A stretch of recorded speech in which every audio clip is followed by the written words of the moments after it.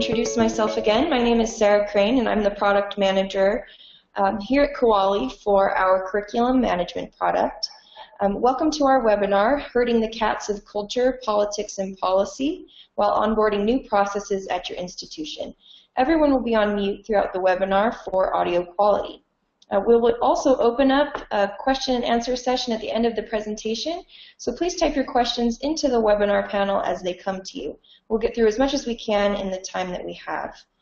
This webinar will also be recorded, and a link to the recording will be shared with you so that you can share it with your colleagues who couldn't make it. I'll now turn the time over to Helen and Jodi for introductions. All right, thank you so much, Sarah, and thanks everybody for attending. We're so glad to be here. So hopefully you see a very large picture of me, Helen Garrett, on your screen there.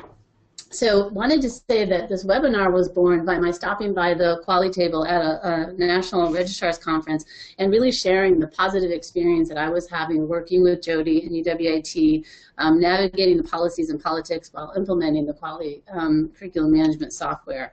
Just a little background on me. I joined the University of Washington in February 2016. I was the University Registrar that you are all familiar with, but I was the very first Chief Officer of Enrollment Information Services. And in that job, I was really hired to improve the student enrollment experience and to be a strong liaison between my division, Enrollment Management, which is Admissions, Financial Aid Registrar, International Student Services, and UWIT. I think one of the reasons I was selected for this fabulous job was that I had overseen the Aleutian Band implementation at my previous institution, and I'd done about 25 different software implementations. And hi, I'm Jodi McKeeman. I am Business Analyst and Project Manager with UWIT, Academic Services in the student program. I've been with the student program for 4.5 years. And 3 years on the curriculum management effort, and then 1.5 years leading this curriculum management project, which I'll explain in a little more detail shortly. Okay, we're going to have several points where we'll cover some of the agenda, but really we want to talk about this partnership between University of Washington Information Technology, UWIT, and OUR, the Office of University Registrar, the role of the Curriculum Management Oversight Committee, sometimes we might refer to that as CMOC, and really talking about the challenges, and many of you mentioned that that's the hardest thing when you've got people who are just not thrilled to be having implement these software systems. We're going to talk about this catch-all 1503 form, and we really like this example as a way to manifest the whole point of this webinar today. So the way that we've set this up, it's a question and answer format. While each of us will ask the other one a question and we'll respond.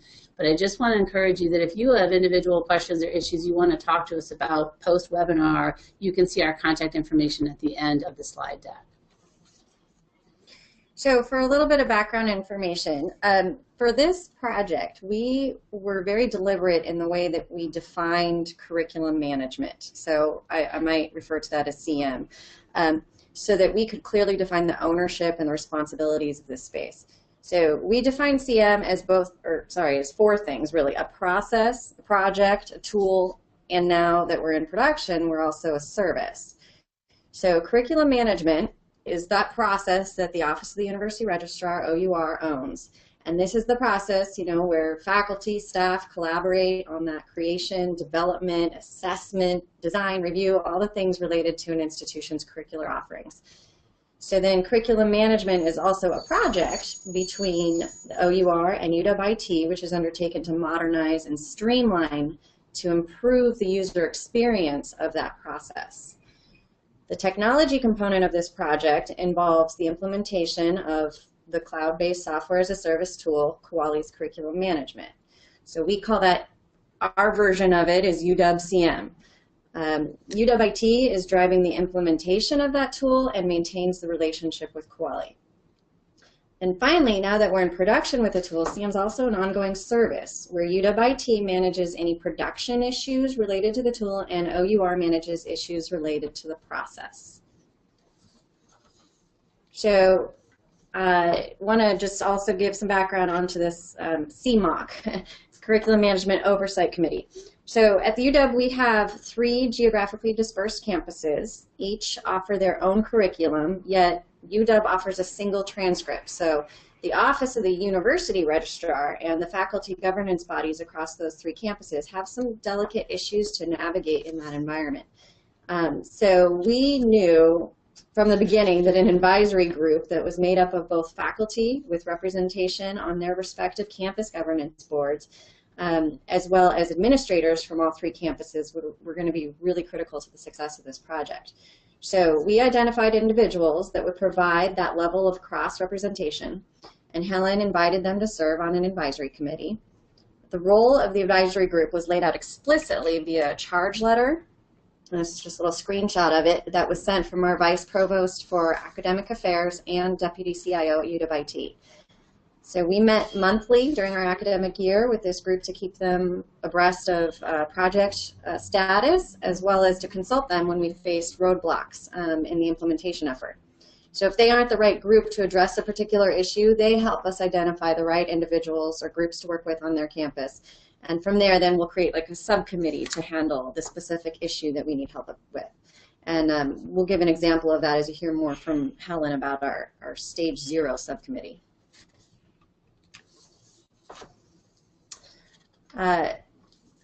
So now we're going to move into that Q&A format that Helen mentioned on the topic first of challenges and pushback. So, Helen. Yes, Jodi. What are some of the examples of the times you've had the biggest pushback and resistance to change? And how did you work through those times? So the best example was when I was overseeing the implementation of a new RP from a legacy system at my previous institution that was a community college. There were these 12 individuals across the campus who were very vocally skeptical, and they really didn't want to migrate from the tools that we knew. And I could tell that this was already going to be a challenge. So, and you're going to hear me talk about this a lot, but we've created an advisory council for the implementation really early into our 1.5-year implementation. We met monthly with this advisory council while we're doing all of our implementation work.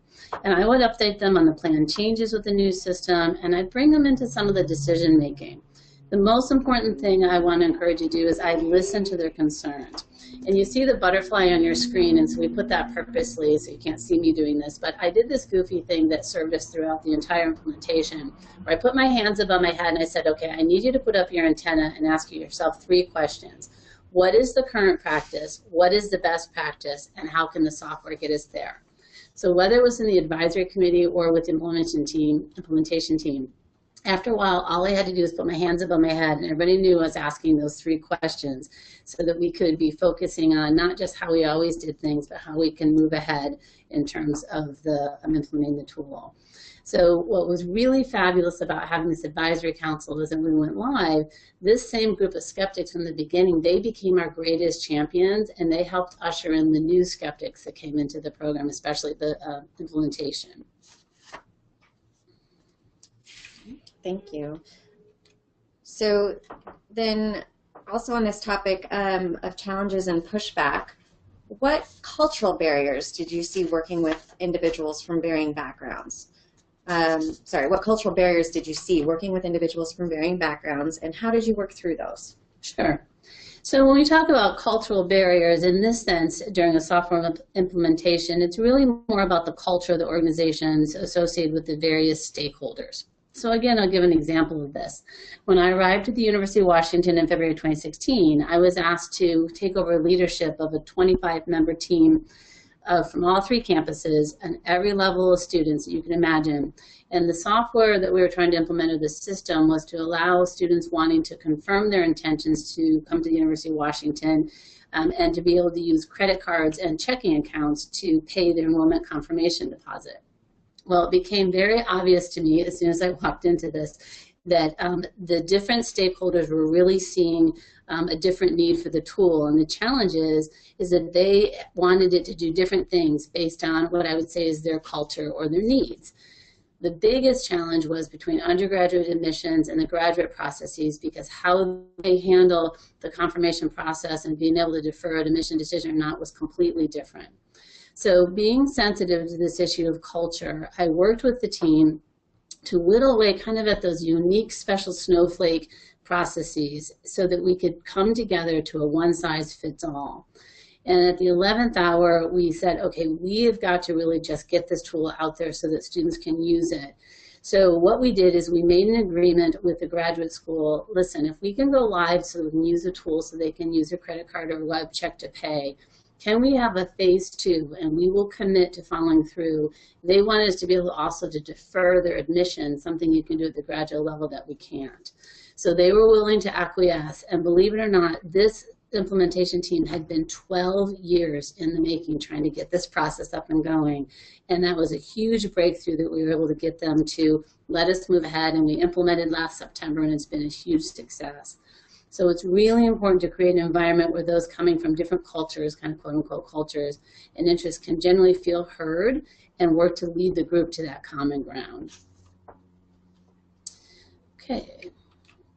So, Jodi, a question for you now. So what was the disparity in technical aptitude of the different stakeholders, and how did you help ensure that stakeholders in the change process weren't overwhelmed by the advanced technology side, technical side? Yeah, so inevitably, right, technical aptitudes are going to be diverse across the diverse stakeholder set.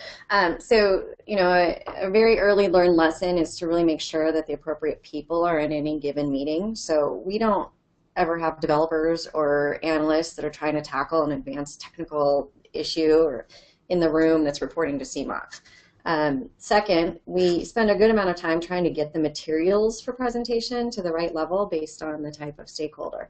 So, for example, my working sessions with your staff in the registrar's office, they're more focused on the tactical issues. How do we help the project and the service get through like a technical specific roadblock? Whereas CMOC is going to be interested in that higher strategic level where the technical details are more supplementary maybe to that higher level discussion that we're having. So to get at the right level for CMOC, I prepare a slide deck before each of our monthly meetings with kind of status and the current issues that we need their advice about. And I go over it with Helen and the associate registrars just to make sure we have everything covered and we're not in too much detail, like in the weeds. And then, you know, at the same time, though we're breaking every single rule of presentation, you know, materials or whatever, we pack a lot of information into those decks. And while we don't cover them in depth in the meetings, we found that those decks are super helpful resource for those that don't want to get into those nitty-gritty details, or that do want to get into those details. So we send those out before and again after the meetings with any additional discussion points to give them that opportunity for members to digest some of that, you know, some of that detailed technical information. And then something that's been super helpful in those decks also is to present the project functionally, visually for everybody. And we include this image basically in all of our presentation materials so that we can always refer back to it to get everyone understanding the whole process landscape that we're working in here. So when something may be advanced technically, we can always tie it back to the functional deliverable and where it fits into this roadmap, and that really helps get across some of those details. Yeah, and I really love having this roadmap at each of the CMOC meetings. It reaffirms what the differences are between that course proposal and program development process, and it also helps us to chart and see how UWIT is progressing in these two areas. Being so new to the University of Washington, I was kind of embarrassed to admit that I didn't understand a lot of terms, but it helped me to come to be familiar with the terms, both within the curriculum management software, but also the terminology used by UWIT, and it really creates a respectful environment for those that are joining us on the CMOC to understand what's going on. Yeah. So Helen, what challenges have you seen that were created by the geographically dispersed campuses, and how do you work through those? Yeah, this is definitely a challenge, and whether you have geographically dispersed campuses or even having people from your own campus trying to participate in meetings. So it's really hard when doing a new shared software initiative. For us at the University of Washington, we have 3 campuses, and we're here in Seattle, and we have one campus north, an hour north, and one campus an hour south of us. And with Seattle traffic, it's a lot easier for people to join us by phone or to use a tool like Zoom. So I always say, if the technology gods are shining upon you on any given day, it works, but more often it doesn't. Even this morning, we had a big status check meeting. We spent the first 7 minutes trying to get UW Tacoma on the line. It's crazy. So you can lose a lot of time just getting everyone to log in, and you just have to realize that that's what's going to happen. But getting back to what Jodi was just talking about, because we have such an impressive and vital slide deck that we send out ahead of time, and we share that slide deck when we're meeting together, it really allows the folks on the other campuses to participate remotely. I think the greatest challenge as a leader is to make an effort to give time for them to speak up and to remember that they're there but they're not in the room. You know, it's always awkward when you have to kind of clear your throat or knock on something to get people to remember. And it happened again in our meeting today, and I had to kind of calm people down. Quite often when you're in that kind of circumstance, there might be some animated conversation or there are two different conversations going on, and that makes it really hard for the remote people to hear what's happening. So you don't want to damper the meeting, but you want to keep that at a minimum for their benefit, because having them participate is so critical to the success. One, we want them to buy in, we want their stakeholders to buy in, and we want that robust level of input that we wouldn't have without them there to be there. So I think making a commitment to use a technology that works for all is the best way to go. And we've been talking here at the University of Washington, what if everybody had to call in or use Zoom, so it kind of creates an equal playing place to be. Thank you. So now we get into this 1503. So I just want to explain. We at the University of Washington, we've just about replaced all the paper forms and that physical routing of those forms for course proposals with UW-CM. So now when we communicate with campus, we can effectively say we've, air quotes, digitized the new and changed course proposals.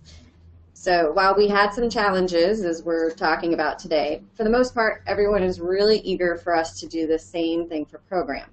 But there are some significant differences between the course proposal processes and the program proposal processes, so we can't simply rinse and repeat.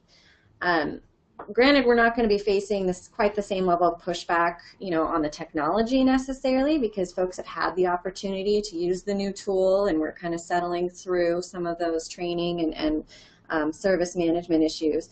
But technically and practically, there are definitely some new challenges for the project that we have to address with program. So let me introduce you to our 1503. It's as ugly as it appears on your screen. This is a screenshot of page 1 of 2 of our Creating and Changing Undergraduate Academic Programs form, affectionately known by its form number, 1503. This form, with just a few updates, has been in use since 1986.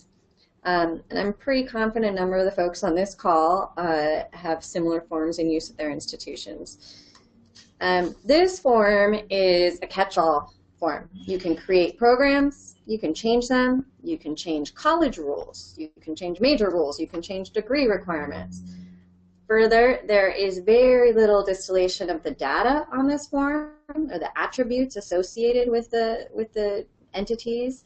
So like I said, it's only 2 pages, and a page of it is just one large text field where you can copy and paste old catalog copy and you mark it up alongside new catalog copy. And it's up to the reviewers and the administrators up the line to really figure out what exactly is changing, and just in case maybe they didn't check the right box or the check boxes didn't quite cover it for them. So for course, we had much more definition with the different forms representing different processes, and the data that was being collected, the attributes of courses, was really well defined. So right away, when we tell people that with UW-CM we're going to, air quotes, digitize the 1503, removing all the pain points of tracking and processing and filling out this form, everyone is very eager, but it's not quite so straightforward as it was for course. So, Jodi, what were some of the technical hurdles you were facing with digitizing the 1503 process? So, yeah, I would say the very first hurdle was that we had to create and implement a new data model for programs at the UW. So the model in our legacy student database system is a little bit flawed. It doesn't accurately reflect how units necessarily define and deliver their programs, nor how students perceive them. So on top of that, historically we've used kind of inconsistent and sometimes questionable coding practices. So that being said, we're still constrained by the fact that the new model we come up with would have to map to the SDV structure in order to support our downstream transactions. So we also, and to add to that, we had to find a model that would work for all levels, because this form, this 1503, is only for undergraduate. So we, had to make it work for professional and grad models as well. So the first challenge is about getting stakeholders to understand how the new model impacts this effort to digitize the 1503. Because in a paper world, the central administrator can receive this form and determine, which data entities, and need to be updated. But when we move the 1503 process into the digital realm, the units themselves need to understand those entities that they're trying to create or update. Second related challenge is that the 1503, like I said, covers a number of different processes, and they all have different workflows. So here's that first page again, and the checklist, for units to explain what they want to do. And as you can see, each of these processes likely has different workflows associated. So we can't really say the next big deliverable is digitizing the 1503 in full, but rather we need to explain and show how we're going to be approaching this iteratively, and we're going to identify the highest value processes, tackle those first. And maybe if we're blocked on digitizing one of those sub-processes, either maybe because the tool has limitations or when we're waiting on governing bodies to define a workflow, we can consult the stakeholders and determine which sub-process is the highest priority and next on our list. Yeah. And our faculty advisory body at the undergraduate level that does this process, they really depend heavily on the 1503 to do their curriculum reviews.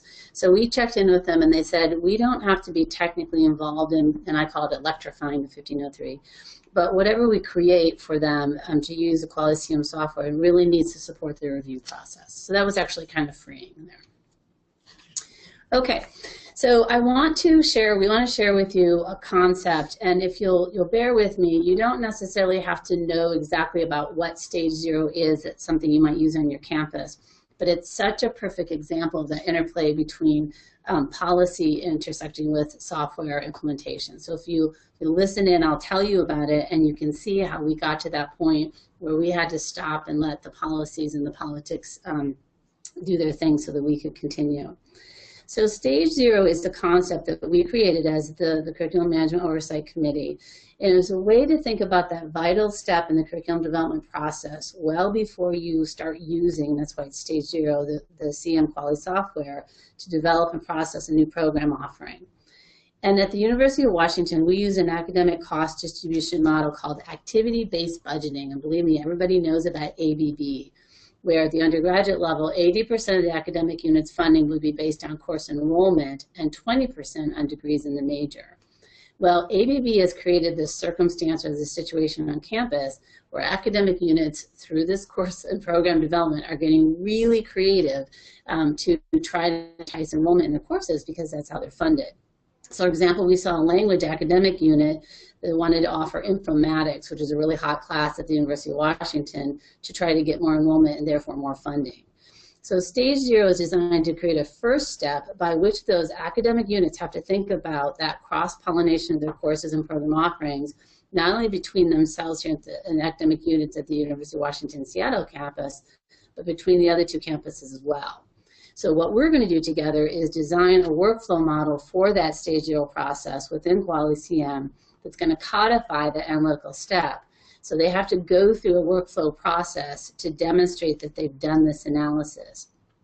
So the key to this whole process now is stepping back and letting the faculty government process work out all the political processes around creating a stage for 0 process.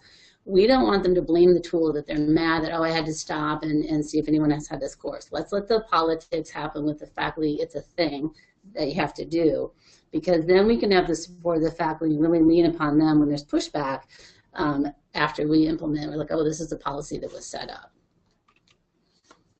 And this is just another image to, again, show an example of how simply visually representing those concepts aids us in our discussion with our stakeholders. Yeah. Okay, so we're going to now let's talk some more. Now that we've given you some examples with that stage 0 process in particular, as we talk about the politics and policy, looking at adopting these, and what are some of the techniques to make this happen. So how do you see institution-wide or department-level policies affecting the adoption of new software systems? Okay. So this comes up a lot, and I know a lot of you talked about the challenges of getting people to come along who might not want to do it. So if there's anything I've learned after implementing over 25 software systems, is the faculty and staff do not want to hear, sorry, the software can't do what you want to do. They're just not going to be sympathetic to that. So instead, you have to put that time into studying the current practices. Again, goes back to my antenna. What's the current practice? What's the best practice? And how can the software get us there? So I really found more often than not, and we've kind of alluded to this before, department folks don't want to change that which is working, but then they also want to improve your processes, which is probably why you're automating or getting a new software. So again, when you're leading that implementation team, always have an advisor council to represent the stakeholders. Listen to the history of the past practice and understand the needs for certain policies and procedures to continue. You're looking for that common ground and getting them to see that by shedding past practices, they can move ahead and be successful. So let me again give an example. When we were implementing the ERP, which is my biggest software implementation at my community college, we had a process where new students who came into the college didn't have to take placement tests if they were taking 6 or fewer credits. Well, our consultant from Aleutian Banner said, there's no way the tool is going to be able to handle that. And if you think about it, if they come in initially with 6, don't do placement testing, and then add more, there's no way for the tool to come back and track that.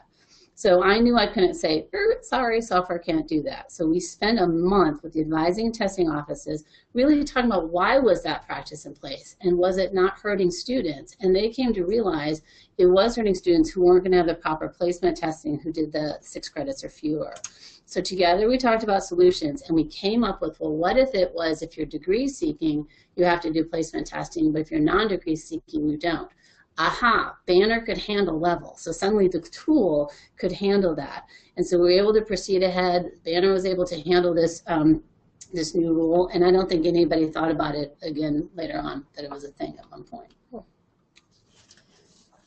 How do you manage expectations when you have limited resources?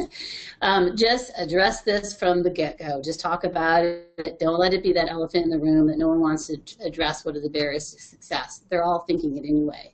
We all know any institution of higher education's #1 budget item are human capital, people. So we always say if we just had more people, more FTE.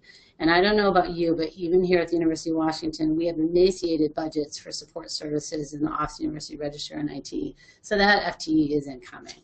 So where can you gain some more? Well, you can look to more time to devote to processes by releasing staff from other priorities. I'll give you an example of that. We're about to arrange to have an external transcript provisioning process so that they can take care of ordering transcripts through that software, where then our team will be freed up to meet with students. So that found some more resources. That was very positive for everybody here. You can look to the software, creating efficiencies by doing the work formerly managed by staff. Same thing, we're doing all this time doing verification enrollment. Let's let the clearinghouse do that so we can free our team up to do other work. You can look at self-service, and that's exactly what we've done right now with the course proposal and development processes. Instead of we in the Office of University Registrar keying in this information off the 1503, those trained at the department level are actually doing the keying in, so that freed us up. So I began any implementation with the team and stakeholders by getting the we can't do that's out on the table from the very beginning, talk about the barriers, and if it's resources, get creative about how you're going to move ahead and address that. So do you have any tips on managing up, down, and across to use your institution's political system to get more support for changes? Yeah, I do. So as a newcomer both to my prior institution, right before we were selecting a new RP, and then when I came last February to the University of Washington, I arrived and there were 3 major implementations underway. So I had to do some really careful onboarding to prepare to lead and co-lead these. And the best advice I can give is listen, listen, and listen some more. I literally sat down and created a deliberate list of individuals heavy on the faculty and other decision makers, and I had a lot of coffee meet and greets. And I would meet with them to understand the history of the institution and how is work managed at this institution. I needed to understand that. Kind of gets back to that culture of the institution. I did the same thing with individuals and teams within UWIT. I wanted to know the successes of the current software implementation, what was working, and what were the pain points that led us to bring on new solutions.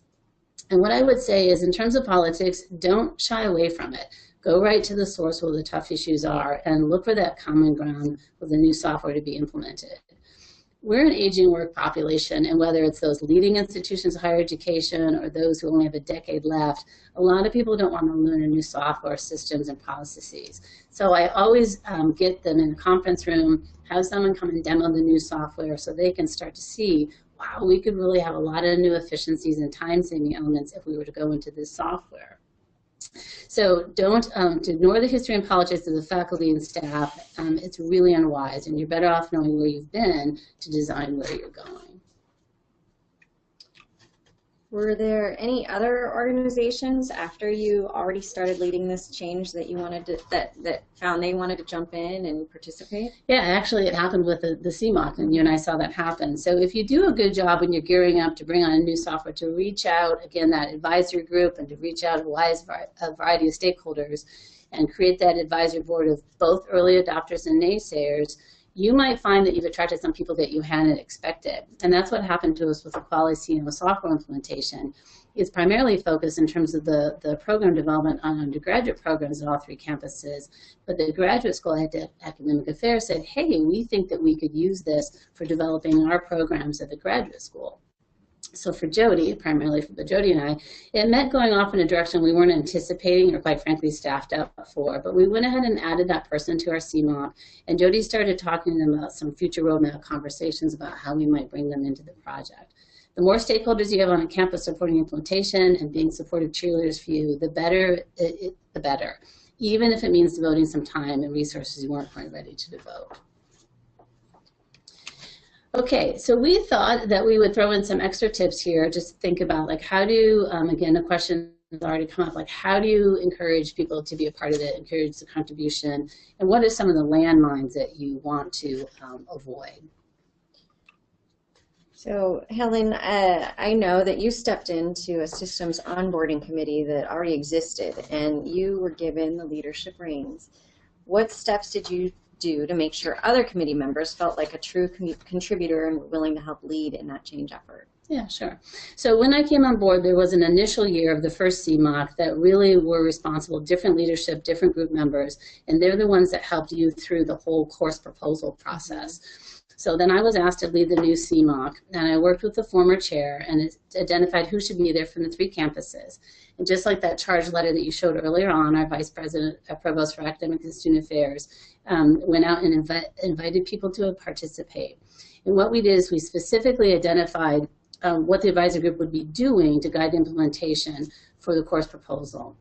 It's really important if you're being asked to be on an advisory committee that you actually have something to do, that you're not just attending, because then people will keep coming back to the meetings. So you'll remember at our very first CMOC meeting, when I went around and had people introduce themselves, and I do this at all my meetings, don't just say your name and title and where you're from, but why did you accept a role in this committee? What did you hope to bring? What were the special interests that you were representing? And then we set out to say we're going to have this slide deck that we'll send you each month so that we can, share where we're going with implementation. And I specifically said that we wanted them to represent their questions and issues and to reaffirm that we needed to be that liaison back to their curriculum committees on campus. So it wasn't just come to a meeting and not do anything. There was a give and take in terms of information. We made sure that the CMOC discussions answered their questions, and you and I are really careful to distinguish on a particular side. We might say, hey, this is just information that we're presenting versus we need advice on what direction to take. Mm-hmm. Another quick trick I'll give you is every meeting I run, I leave time at the end of the meeting to go back around and make sure everybody has a chance to weigh in. Everybody thinks and processes differently, and I've been told that this style really helps those who felt like they didn't have a way to jump in. It gets those people on the phone. I've learned how to do this. It's pretty hard, but I take notes as an email during the meeting, even though I'm running it. And I also put in action items that we want to do for the next meeting. And then I just hit send at the end of the meeting and it's gone. And then people know the action items. And at the next meeting, we come back and pick those up. That seems to work really well. Yes, that is very hard to do. Keep those action items while you're running the meeting. What do you recommend evolving with other Oh, sorry. How do you recommend institutions of higher ed keep up with technology changes? Yeah, I just cannot endorse enough, if you can financially swing it with your institution, to attend the software conferences, whether it's your professional association or the ones held by the vendors. But you can't just go and be a wallflower. You've got to work the meeting. What does that mean? That's how I ran into the Kuali folks, and now we're doing a webinar. You work the exhibition hall and you talk to the vendors, and depending on your level, you might say, well, what's new and different? Or here's who my institution is. How can you help me? Do you have any of my peers that are using your software? When I'm in sessions at the conference, I listen for people from institutions, again, similar to mine, to talk about new and powerful ways that they've used the software. And I go up to them and I get their business card. And that makes that connection, and we can talk about it. But then I make a note on the business card, and when I get back to my campus, I give that either to a member of our implementation team or someone on UWIT. I say, hey, can you have a technical conversation with these folks? You know, is this something that we think that we can learn and use here? I also give back by offering suggestions when I'm in sessions. I might say, hey, we use this particular software and it worked really well for us. And inevitably, someone will come up and hand me their business card. And again, that contact is made. Hey, how are you using it? How am I using it? I do this in the morning before I get out of bed. I read the newsletters from the vendor partners that we have, what's up and coming, what webinars are coming up, that kind of thing. I read industry blogs like from University Business, because that tells you what schools are adopting new softwares and technologies. And I stay really closely with my fellow Association of American University School registrars. We share what software we're using. We talk about the politics and working with faculty, and we're really open about that. And then finally, I just couldn't survive without my CROs, my WACRO, PACRO, and ACRO, which is our state, regional, and national registrar and admissions associations, again, to have those contacts. All right, so Jodi, question for you now. Any suggestions on how to better fast-track the political approval process? What can you do while you're waiting for all these politics and that kind of thing to take place? So, yeah, as mentioned, we're arguably entering our most critical year, our second phase for implementing UWCM now for new programs and program modifications.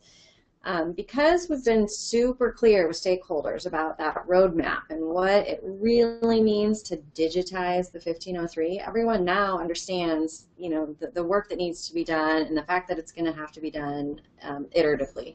So before we lost faculty to the summer, when they go off researching and so forth, we went through the list of all those sub-processes that the 1503 covers, and we agreed on what work we could do over the summer without, you know, their input, and into the early fall while they're out, and also while we wait on some of their political and policy conversations to be had, because they, you know, in our last meeting they informed us that they're actually working on a new workflow process as we speak for, you know, brand new course or programs, and so they agreed for us to pause and focus first on the kind of minor modifications and to tackle those first. So like I said, we're focusing now on those kind of less governed or less heavy on the workflow sub-processes, and on breaking down that 1503 from that single large text field into kind of distinct data attributes. And we promised that, you know, we would not go live until they could see this product in action when they got back. So this gives us plenty of work to do in the meantime. Oh, sounds good. So you have a great deal of experience in leading changes. Can you tell us what landmines you found that frequently appear in change management and how you deal with them? Yeah, unfortunately there are a lot, but a couple ones that I'll point out. I think the toughest ones are those that you couldn't plan for. So thinking about a change of personnel during the implementation process. I mentioned the enrollment confirmation system that had been 12 years in the making, and I started on February 16th. And the leader for that process chose a new job and left on March 11th. And they came to me, and I hardly knew where the bathroom was. And they're like, hey, Helen, can you land this 12-year program? I'm like, sure. But that was a pretty big disturbance to the whole implementation, because the person, they bring their culture and their method and their way of running it. And all of a sudden, they had to have this brand new leader that nobody knew coming into it. But you can also have a change in leadership sponsors. We're trying to move our non-credit registration into using the same system as our credit programs right now. And both the sponsor from UWIT as well as from Continuum College are leaving. And so now we have new people that are even going to be at the highest level standing behind it. You want the project to keep going. You can have implementation staff turnover. And again, those are leading change. So the second one that I want to highlight is running into a change in institutional focus, kind of mid-priority, and I'm going to give you an example of that one. I was leading an implementation, and many of you may be familiar with these 24/7 question and answer software, so that students can go in on their own time and ask a question and get an answer, you know, just calling off of your website. But it's routine questions, and it's fabulous because it's letting students get answers without having to come to your team members. So during that time, there was a decision made to drop our frontline staff from 9 to 3 because of funding situation, and I was told that I had to abandon that implementation because we weren't going to have the resources to maintain it. So I really had to just convince the powers to be, you know, I know this is going to be hard and it'll be a little thin, but bear with me, because if we can implement this software that can answer the questions that those disappearing staff who aren't here no longer can, I think that you'll see the benefit of it. So they trusted me, luckily, and we were really successful with that. So we went ahead and implemented the software. The first week alone, it answered 5,000 questions on its own, and again, it made up for those folks not being there. And I think they were believers in the process after that. So we are right on time, which is always fun in a webinar, to get to our question and answer time period. And I know that we've got some questions that have come in. So I think that we will take a look at these, and I'll read the question, and then we'll just see which one of us. Oh, yeah. Yeah, right here. Actually, thank you, Helen and Jodi. We're going to open up the webinar for questions, but while while the participants are typing questions into the question box in the GoToWebinar window, we'd like to ask our audience one more polling question. So here's our last question, and then we'll get to those questions and answers. So this question is, which of these change forces is affecting your institution the greatest? And we'll take just a few seconds to log our answers here.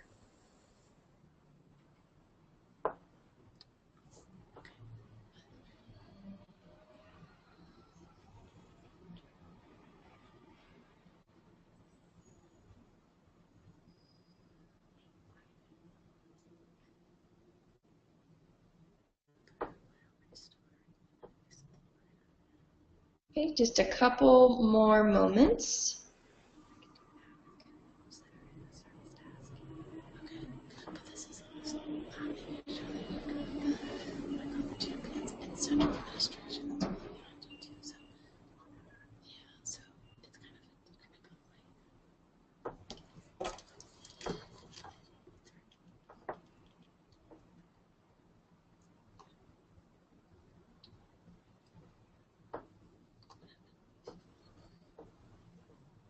Okay, thank you for giving us your answers. So now we will go into our question and answer session. The first question for you is, what do you say to constituents that you know your implementation is inconveniencing, but who may be helping the greater good of the overall university? I hope that I might have addressed that by getting that advisory team in place I talked about. So kind of put your ears out there and listen for who those naysayers are, or those cynics, and trying to get them on board early so you know that they're out there. But go and talk to them, listen to them. Why is this going to be a problem? Is it a problem because it's not going to do business the way you want to do business, or because you're having to learn to do new work? Show them the tools. If you can, go in and show them, find out a particular business practice, as I mentioned earlier, that they're trying to do in terms of that 6-credit example I gave, and show them the software and get them to partner with you. People are resistant to change just because they're resistant to change, but again, whether how long they have left at the institution, or they don't want to have to redo all of their materials. So listen what their issues and their concerns are, show them the software. Do whatever you can, those easy wins where you can let them know that you heard them. Whether it's like, hey, yeah, we really like that you wanted this page to be purple instead of gold. Go for those wins there. That's what I would say on that one. Yeah, yeah, definitely listening to what their issue is, and very often I find it is a training. It's just getting to know the system and understanding it better. Great. So our next question is, how high level of support do you think is generally necessary for onboarding new student software systems? Yeah. What I love about this question and why it's so fun to be working with Jodi is I look at things with such a political kind of business partner lens, and she looks at it technically, so we both read the question completely differently. When I say high level of support, any project to be successful has to have championship at the highest level of your institution. If you can go to the president, fine, but you really need to know that all the way up to the top that people are going to be supporting you, they're going to be funding it, they're going to help you when you've got people who are challenging you. So it's really important that it's not just you alone being the champion, get people above you to do that. Yeah, or even just a slight level below. I mean, just from a support perspective, I found that a lot of the naysayers were kind of at the ground level, the ones that were creating proposals, or even the faculty that just didn't want to have to learn the new software. And so if you could take it up to their administrators or the faculty at the college level and let them be the advocates and the ones that are championing the change into the product for their faculty within their group, so that it's not us centrally, you know, having to navigate every single individual's concerns. But then from, like Helen said, I was reading that from kind of the technical support perspective, and so I would just say, yeah, you definitely want a central kind of repository for information, for help guides and everything. Everybody knows where to go to, and one central point of contact for help questions that, you know, like a ticket desk or something, then that people can disperse those questions out appropriately. Next question, where in your experience are the actual hot spots or the specific boundaries that are most important to manage well? Yeah, and I think that you're starting to see a theme here. What I say is managing expectations from the very beginning. Manage expectations from your sponsorship, your implementation team, if you have that advisory group. I can think of a implementation that's happening right now where I'm a sponsor on it, but they're not understanding how important it is to reach out those people, not just the students who will be registering a new way, but the support people who serve those students. So the real hotspots are from the moment you know you're going to be implementing a software system or making change. Think about what can go wrong, what could go off track with that. Communicate all the way through. You cannot communicate enough. Communicate up to your superiors, to your teams, and let people know what's happening. No matter what you do, someone's going to say, no one told me. Don't worry about it. Just keep moving through on that. The other hotspots is, I think, knowing when to do that training. So especially as we've been rolling out this course proposal, and we said, okay, after June 6th, you have to use the Kuali tools to do that. We were really robust in reaching out and providing training, tools they can come back, videos that they can watch. But it's that delicate moment, that just in time. You don't want to train 6 months in advance because they're going to forget it, but you want to make sure that right before you're rolling out the new tools that they have been trained and they know what's going on. And then the final thing is be there with them through the implementation to answer the questions, but be willing to not let your ego get too involved, that if something wasn't a good decision on the implementation team, then change it. Listen to people, and if you can, go back and take a look at it and assess if you can make that change. Mm-hmm. We have a number of those cases. Mm-hmm.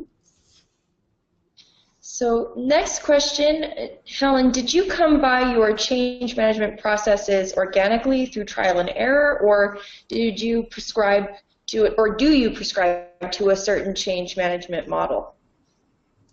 I wish you could see how big I'm smiling right now, because I think it was the school of hard knocks. It was really having to, which is fabulous, it changed my whole life and my career to implement the Banner software at my previous institution.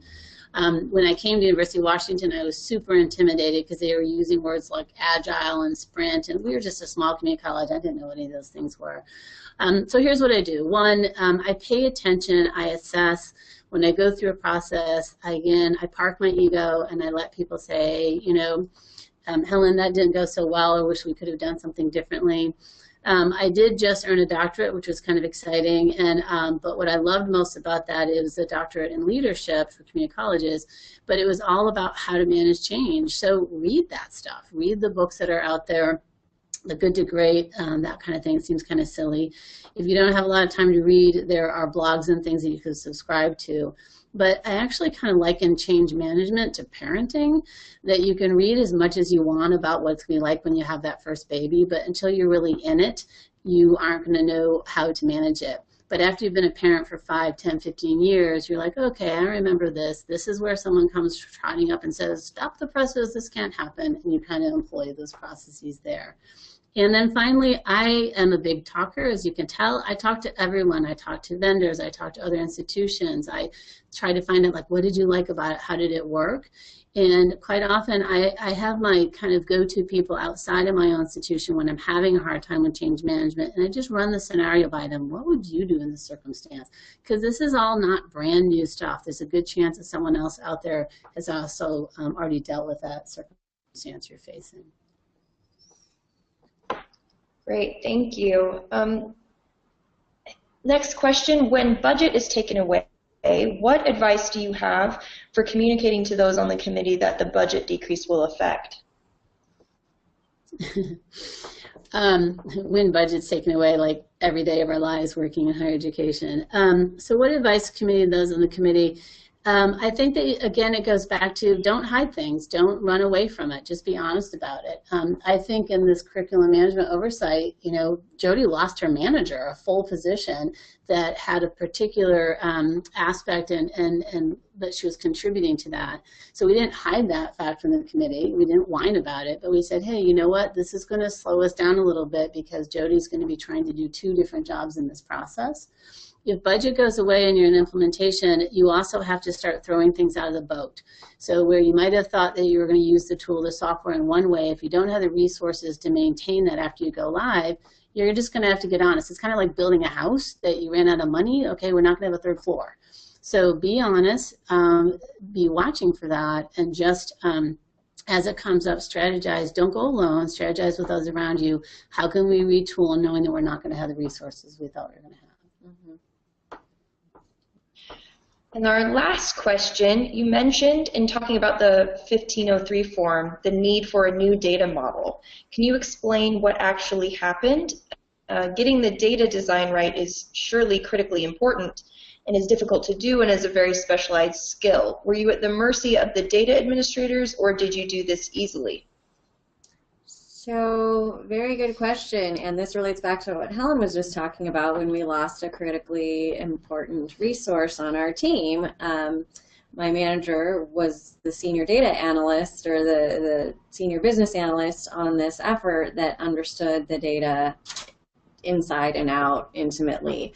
And so she was actually the main person to come up with that data model for our undergraduate programs.